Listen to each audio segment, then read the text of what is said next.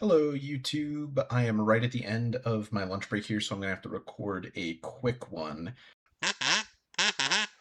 Maclunkey.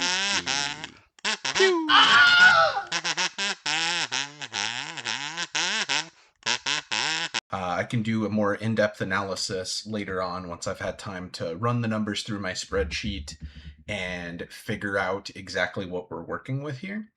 But new update to the game. They've added Rotta officially, his event into the game.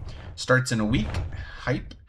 But kind of taking a look at things here, it does look like we have the official requirements. 4 stars for all of the New Republic units to get tier 1 done. Looks like our 5 needs to be at least at air level 90. I just took him to 94. I have Teva at 95. So we should be good to go there. Looking into the next one, 5 stars for everybody. Pretty typical, what we expect for the next tier there. And then as well, see, 95 for Teva, already have it. Going into this next one, obviously I'm not going to be able to do this because I follow the Egnards ROI plan. I don't take units to 6 stars here. That's what kind of the era battles are for. So it looks like with this one, Snowtrooper Commander at 110. So nothing too crazy. Odds are I'll get the unlock at 5 stars, and then I'll have to farm them up after that. Pretty standard stuff. The one thing that I did want to note that they have changed pretty significantly is the reward for each tier. So it looks like they are offering 1 credit, which is pretty drastic change from previous, where they were giving away all the Kyber Lightspeed tokens.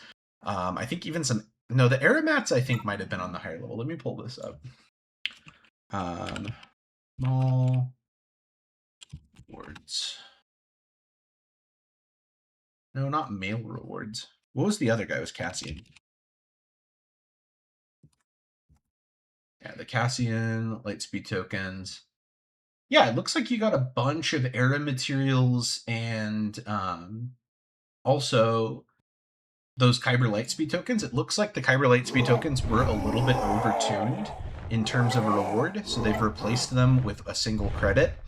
And this is tough as a later game player, because obviously that era material is very helpful for being able to take your era tunes up as well. Very helpful. The Lightspeed tokens for kind of shoring up those weak side of your roster.